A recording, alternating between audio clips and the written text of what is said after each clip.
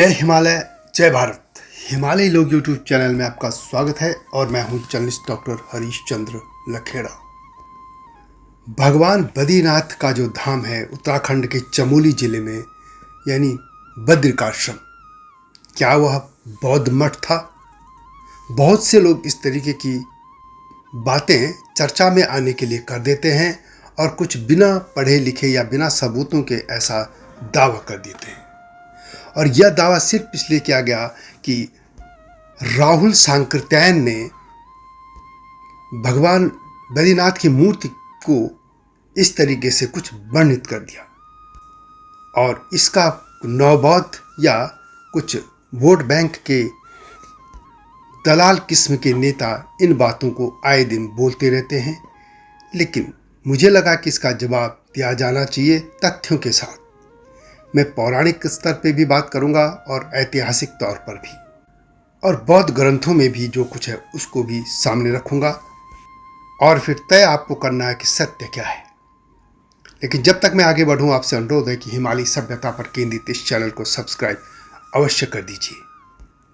इस वीडियो को शेयर भी कीजिए, लाइक भी कीजिए और ज़्यादा से ज़्यादा लोगों तक अवश्य पहुंचाइएगा ताकि लोगों को सत्य पता चल सके। आप जानते हैं कि जो चार धाम यात्रा पूरे भारत खंड में चलती है उसमें एक बद्रीनाथ जी हैं, बाकी द्वारकापुरी, जगन्नाथ और दक्षिण में सेतुबंधु रामेश्वरम। और इसी तरह हिमालयी क्षेत्र में जो चार धाम यात्रा है उसमें यमुनोत्री, गंगोत्री, केदारनाथ जी और उसमें भी बद्रीनाथ जी शामिल हैं। बद्रीनाथ जी की विशेषता यह है कि यहाँ पर हिंदुओं के अलावा बौद्ध और जैन भी पूजा करने आते हैं। यह जो मेरा लघु शोध पत्र है इसका आधार प्रसिद्ध इतिहासकार डॉक्टर शिव प्रसाद डबराल चारण, डॉक्टर शिव प्रसाद नेथानी, पंडित हरिकृष्ण रतूड़ी, जयराम मिश्र आदि इतिहासकारों की पुस्तकें हैं। ये वो इतिहासकार हैं जिन्होंने हिमालय के इतिहास पर काम किया है। मैदानी के जो इतिहासकार हैं उन्होंने तो हिमालय की तरफ देखा भी नहीं और उनका तो पूरा जीवन इसी में बीत गया कि मुगलों ने इसको काटा और उसको काटा। भारत के इतिहास की पुस्तकें आप देखिए जो पाठ्यक्रमों में पढ़ाई जाती हैं तो उसमें यही है कि मुगलों ने इसको काटा, उसको काटा। इसलिए उनकी पुस्तकों में इसका वर्णन मिलना बिल्कुल संभव नहीं था और यह तय है कि यह सब चीज़ें हिमालय पर काम करने वाले इतिहासकारों की पुस्तकों में मिल सकती थी। तो अब बात करते हैं बद्रिकाश्रम की, और इसमें मैं पहले पौराणिक काल भी लूँगा और उसके बाद मैं इतिहास के तौर पर भी, दोनों चीज़ें साथ साथ चलेंगी। क्योंकि हम ये मान सकते हैं कि पौराणिकता की पौराणिक जो हमारी धर्म ग्रंथ हैं या और भी पुस्तकें, उनमें भी इतिहास बिखरा है और उसके बगैर भरतखंड की कल्पना संभव नहीं है। डॉक्टर शिव प्रसाद डबराल चारण अपनी पुस्तक कुलिंद जनपद उत्तरांचल हिमाचल का प्राचीन इतिहास में लिखते हैं कि बद्रिकाश्रम में यज्ञ आदि की शिक्षा दी जाती थी। जब शिष्य गुरु कृपा से वेद अध्ययन से संपन्न, शांत चित्त, जितेंद्रिय, सामवेद में पारंगत और तपपूत बन जाते थे तो गुरु का आशीर्वाद लेकर गृहस्थ आश्रम में प्रवेश करते थे। उन दिनों उत्तरापथ, पंचदद और गांधार में जिस प्रकार वेदों की शिक्षा और कर्मकांड की ज्योति तक्षशिला के गुरुकुलों द्वारा जल रही थी, उसी प्रकार मध्य देश, कुरु पांचाल में काण्वाश्रम आदि आश्रमों में भी की जा रही थी। पौराणिक ग्रंथों में भी अलकापुरी का उल्लेख मिलता है। ब्रह्मावर्त तक बद्रीनाथ और अलकनंदा के स्रोत सतोपंथ के मध्य का भाग अलकापुरी था और पुराणों में माणा का नाम मणिभद्र लिखा है। इस क्षेत्र में सिद्ध, गंधर्व, यक्ष और किन्नर जातियां थी और उनका राजा कुबेर था। अलकनंदा के लिए ऋग्वेद में हिरण्यवर्तिनी कहा गया है। इस क्षेत्र में स्वर्ग होने के कई उदाहरण हैं। डॉक्टर राजेंद्र प्रसाद बलोदी अपनी पुस्तक उत्तराखंड समग्र ज्ञानकोश में कहते हैं कि मुगल कालीन इतिहासकार फरिश्ता ने भी गंगा यमुना के नहर को स्वर्ग भूमि कहा है। निसंदेह यह भूभागी अति प्राचीन सप्त सिंधु है, अतः ऋग्वेदिक आर्यों की सिंधु अलकापुरी का अलकनंदा ही थी। यदि हम भगवान बुद्ध की बात करें तो उनके कालखंड को लेकर इतिहासकार अनिश्चित रहे हैं। 20वीं सदी से पहले के इतिहासकार उनका कालखंड 563 से 483 ईस्वी ईसा पूर्व मानते रहे हैं, यानी बिफोर क्राइस्ट BC। लेकिन बाद में कुछ जो इतिहासकार हैं या जिसको ज़्यादा माना गया, वो इतिहासकार मानते हैं कि 411 से 400 बिफोर क्राइस्ट यानी BC ईसा पूर्व उनका निधन हुआ था इस कालखंड में। और यदि हम पाणिनि के अष्टाध्यायी की बात करें तो जो गढ़ देश है, जो गढ़वाल है आज का, उसको तब भारद्वाज क्षेत्र कहते थे। और यह इसलिए कहा जाता है कि वहाँ पे भारद्वाज ऋषि का आश्रम था, यानी बुद्ध से पहले ही इस क्षेत्र को भारद्वाज क्षेत्र नाम से जाना जाने लगा था। बुद्ध के कालखंड में गढ़वाल क्षेत्र में नाग थे, कोल थे, कुलिंद थे, खस थे, जिनको पुलिंद भी कहा जाता है या कुलिंद। महाभारत में भी इन जातियों का उल्लेख मिलता है। और उस कालखंड में सुबाहो नाम के राजा थे, जिनकी राजधानी श्रीनगर में हुआ करती थी, और वे कुलिंद थे। महाभारत में कुलिंदों ने भी और खसों ने भी पांडवों और कौरव दोनों की तरफ से युद्ध किया था। उनके जो अलग अलग समूह थे, छोटे छोटे गढ़ राज्य थे, वो युद्ध अलग अलग तरह से उन्होंने किए थे।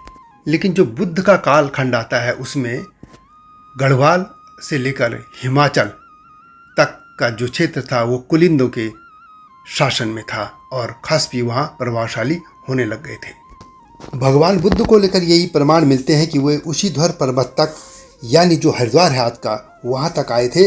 और उनके जो शिष्य भी थे या जो बौद्ध प्रचारक थे, वे तराई क्षेत्र से आगे निकलकर नेपाल की तरफ तक निकल गए थे, या नेपाल की तरफ से यहाँ तक आए थे। ये पहाड़ों की तरफ नहीं बढ़े थे। और पहाड़ों की तरफ जो बौद्ध धर्म आया था, यदि हम उत्तर की बात करें, सीमांत में जो हिमाचल हो, उत्तराखंड हो या नेपाल का सीमांत उत्तर का क्षेत्र, वो तिब्बत की तरफ से बौद्ध धर्म वहाँ आया था। और तिब्बत में भी 7वीं शताब्दी में बौद्ध धर्म पहुँचा था। वहाँ के सम्राट से सोंगतसेन गंपो, उन्होंने झुंगझुंग राज्य जो पश्चिम तिब्बत में, वहाँ से बौन परंपरा शुरू की थी। कहा जाता है कि उनकी 3 रानियाँ थी, एक चीन की, एक नेपाल की और एक झुंगझुंग से। और ये तीनों ही रानियाँ अपने अपने क्षेत्र से अपने अपने परंपरा के धर्म ग्रंथ मध्य तिब्बत लाई थी, और वहीं से बौद्ध धर्म की शुरुआत मानी जाती है। यानी हम बात करें उत्तराखंड के उत्तरी सीमा से जो बौद्ध धर्म पहुँचा था, वह 7वीं शताब्दी के बाद ही वहाँ पहुँचा था। यह भी जानने लायक है कि तिब्बत में एक थोलिंग मठ है, वहाँ पे पहले भगवान बद्रीनाथ का मंदिर था।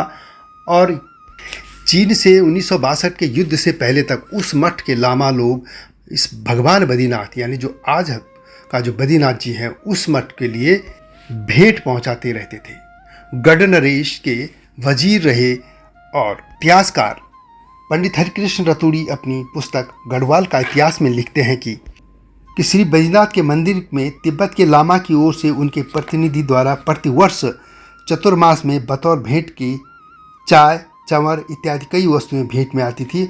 और मंदिर से प्रसाद स्वरूप मिठाई, भोग, वस्त्र, कस्तूरी आदि लामा के लिए भेजे जाते थे। चीन से युद्ध के बाद जब सीमाएं बंद हो गई तो यह परंपरा भी समाप्त हो गई। थोलिंग मठ में भगवान बद्रीनाथ का पहला मंदिर था। वैसे ये मान्यता है कि वहाँ से भगवान चंवर गाय को साथ लेकर यहाँ आ गए थे। यदि हम ऐतिहासिक तौर पर इसकी बात करें तो ये मान सकते हैं कि जब बुद्ध और बौद्ध धर्म का प्रभाव तिब्बत की तरफ बढ़ने लग गया, तो वहाँ के जो हिंदू लोग थे या जो सनातनी लोग थे, वे भगवान बुद्ध की जब वहाँ पूजा होने लगी तो हिंदू लोग भगवान बद्रीनाथ को लेकर आज का जो मठ है वहाँ पर ले आए थे, यानी आज का जो मंदिर है वहाँ पर। यह भी कि हिंदू जो सनातन जो परंपरा है उसमें जो स्वर्ग की परिकल्पना की गई है, वह केदारनाथ जी जो केदार खंड है वो मानसरोवर खंड के बीच की कही गई है।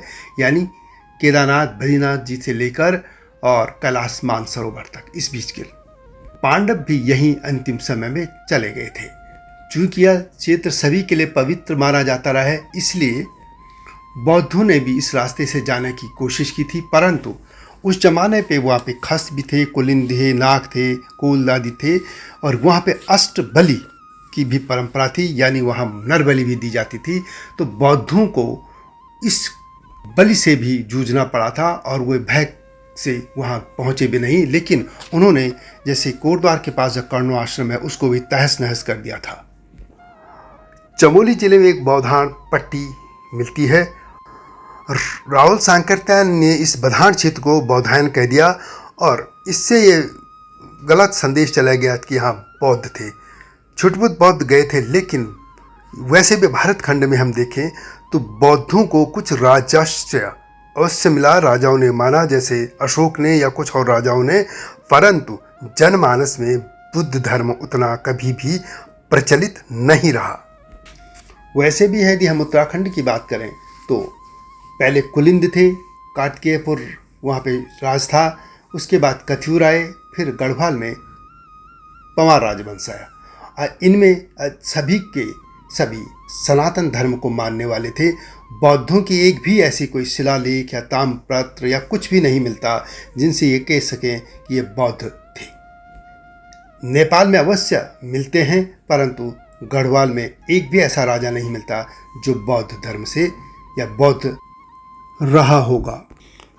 आदि शंकराचार्य यहाँ 820 ईस्वी के पहुँचे थे केदारनाथ खंड, और उसी दौरान वे बद्रीनाथ भी आए थे।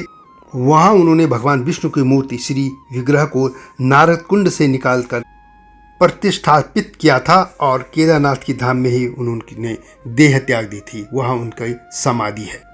दरअसल वहाँ पर जो मूर्ति है उसमें राहुल शंकरत्यान ने जो जनेऊ था उसको एकांश चीवर और मुद्रा को ध्यानावस्थित बौद्ध मुद्रा मान लिया था, और वहाँ के जो बौद्धान क्षेत्र है, बधान इलाका, उसको उन्होंने बौद्धांचल कह दिया, और इससे यह गलतफहमी होती चली गई। इसी तरह उन्होंने जो भगवान विष्णु की मूर्ति है उसके सिर के पीछे कुंचित केशों की अभिव्यक्ति मानते हुए राहुल शंकरत्यान ने एक संभावना जताई कि यह जैन मूर्ति हो सकती है, और इससे ही यह सब भ्रम फैलता चला गया कि यह बौद्ध मठ था, जबकि यह कभी बौद्ध मठ था ही नहीं। डॉक्टर शिव प्रसाद नैथानी अपनी पुस्तक उत्तराखंड गढ़वाल की संस्कृति, इतिहास और लोक साहित्य में लिखते हैं कि बद्रीनाथ जी की मूर्ति काले पाषाण है, और मूर्ति के सिर का आगे का फलक टूटने से ललाट, आँख, नाक, मुख, डोडी स्पष्ट नहीं दिखते। अतः श्रृंगार के समय चंदन पंख से उन्हें सुंदर आकृति प्रदान की जाती है। इसी प्रकार बाएं दाएं दोनों हाथों का थोड़ा सा पत्थर भी टूट कर निकल गया है, जिससे मूर्ति किस मुद्रा में है यह अनुमान लगाया जा सकता है। विद्वानों ने इसे ध्यान अवस्थित मुद्रा ही माना है। प्रसिद्ध मूर्तिवेता T.A.G. राव ने इसे योगनारायण विष्णु मूर्ति माना है।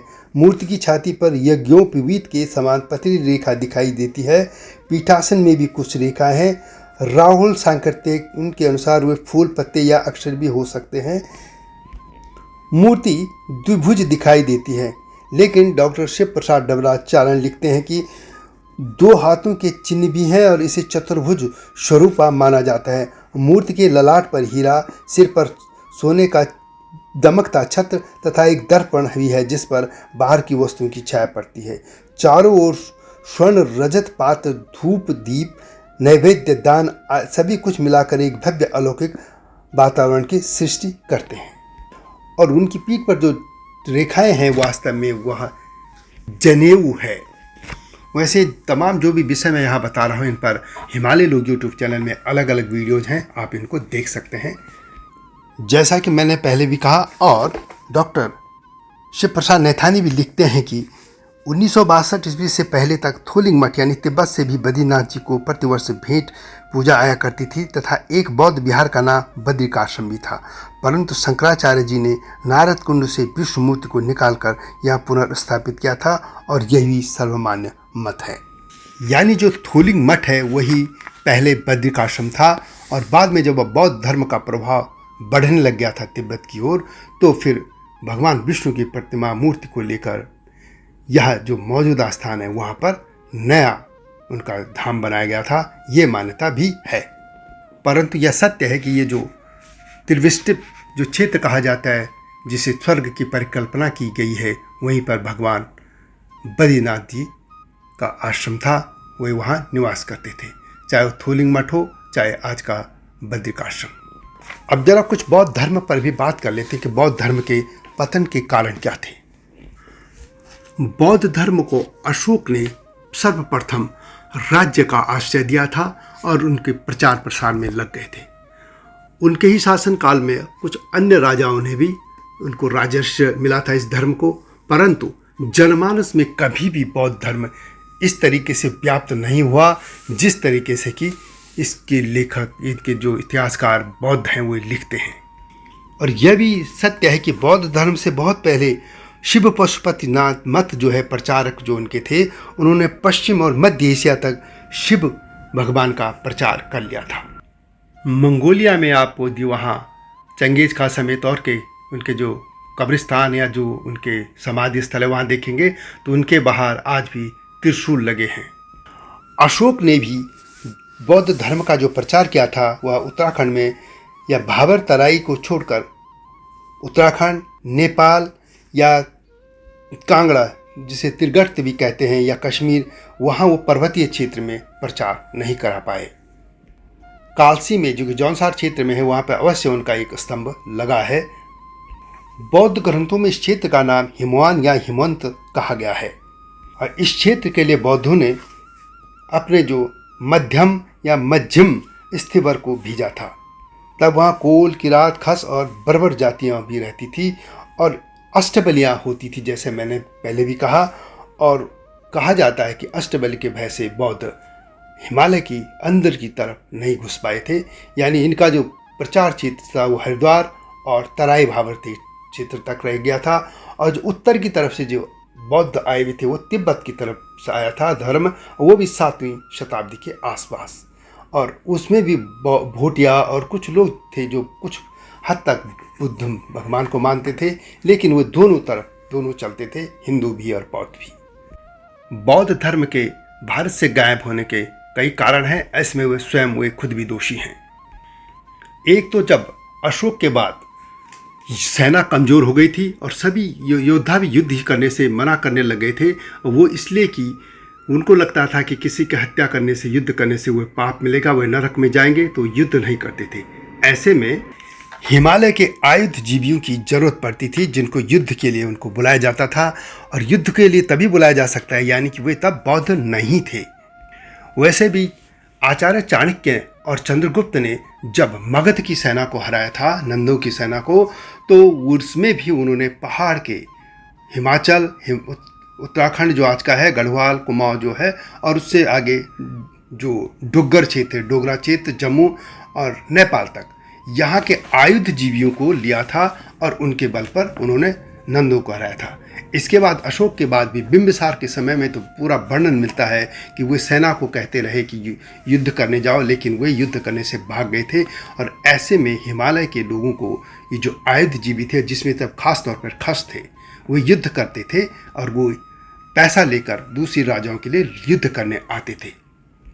जाहिर है कि वे बौद्ध नहीं थे, यदि वे बौद्ध होते तो वे भी युद्ध करने से भाग जाते। इसके अलावा जब मौर्य वंश का अंतिम राजा बृहद्रथ युद्ध करने के बजाय, यवनों से युद्ध करने के बजाय युद्ध से भाग रहा था, तो उनके सेनापति पुष्यमित्र शुंग ने उसकी हत्या कर दी थी। उस महान शासक ने जब देखा कि बौद्ध भिक्षु यवनों का साथ दे रहे हैं, उनके लिए गुप्तचर बन के काम कर रहे हैं, तो उन्होंने उनका भी विनाश करना शुरू कर दिया था। वे जन्म से ब्राह्मण थे लेकिन कर्म से क्षत्रिय। और उनके शासनकाल में फिर सनातन धर्म लौटने लग गया था, क्योंकि बौद्ध धर्म में कई विकृतियां आ गई थी। खुद भगवान बुद्ध के जीवन काल में ही उनके शिष्य कई मतभेद उनमें होने लग गए थे और बाद में वह बौद्ध धर्म भी कई भागों में विभक्त हो गया। इसके अलावा बौद्ध मठों में जब से महिलाएं भी आने लग गई थी, तो बौद्ध अपने को उस परंपराओं पे नहीं रख पाए जो भगवान बुद्ध ने कायम की थी। इसके अलावा अंगुलीमाल का किस्सा तो आपको याद होगा, परंतु उसके बाद बौद्ध मठों में कई तरह के अपराधी भी शरण ले लेते थे और कोई भी उनको बोल नहीं पाता था, लेकिन सभी अंगुलीमाल नहीं होते थे, वे बाद में फिर हत्याएं करने लग जाते थे। इससे लोगों का उनके प्रति अनादर होने लग गया था। इसी तरह जैसे हम उत्तराखंड की बात करें तो बौद्धों का जो कोई लामा होता था या जो भी उनका बौद्ध गुरु होता था, वो दूध पर भी टैक्स लेता था। उत्तराखंड में आज भी जब गाय का बच्चा होता है तो उसके दूध को 10 या 13 दिन ऐसा कुछ है, उसमें पूजा करने के बाद ही उसका दूध प्रयोग किया जा सकता है।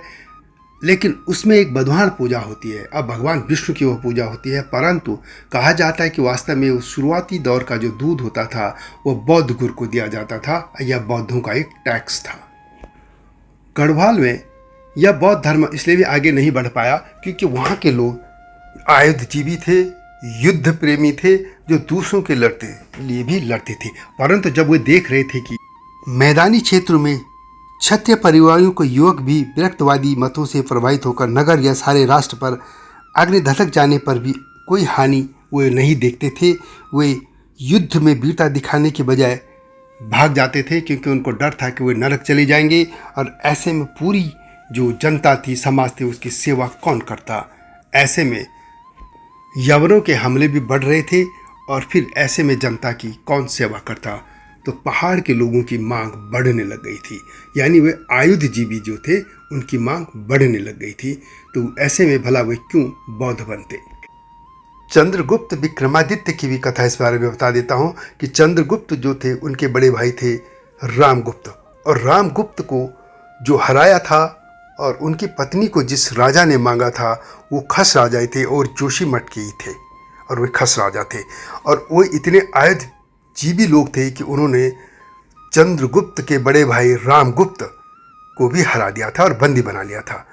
बाद में खुद चंद्रगुप्त ने इस राजा की भी हत्या कर दी और रामगुप्त को भी मारकर वो खुद राजा बन गए थे, जो बाद में चंद्रगुप्त विक्रमादित्य कहलाए थे। तो यानी पहाड़ के लोग शुरू से निर्भीक रहे। अब वे ऐसे धर्म में क्यों जाते जो भला लोगों की रक्षा करने के बजाय हाथ पांव धरकर बैठ जाता। इससे यह सारी कल्पना मात्र है कि बद्रिकाश्रम कभी मठ था बौद्धों का, ऐसा बिल्कुल नहीं है। और जो ज्योतिर्मठ भी है, जो नाम भगवान आदि शंकराचार्य ने अपने 4 मठ बनाए थे, उसमें जो ज्योतिर्मठ है वो बद्रिकाश्रम से काफ़ी दूर है। वो पहले ही, यदि आप दिल्ली की तरफ से चलते हैं आगे तो पहले ही पड़ता आता है, जिसे आज जोशीमठ कहते हैं। वैसे भी बद्रिकाश्रम का उल्लेख 8वीं सदी के कथित ताम्रपत्रों में भी मिलता है, जबकि किसी भी बौद्ध ग्रंथों में या इसके बौद्ध मठ होने का उल्लेख कहीं भी नहीं मिलता है।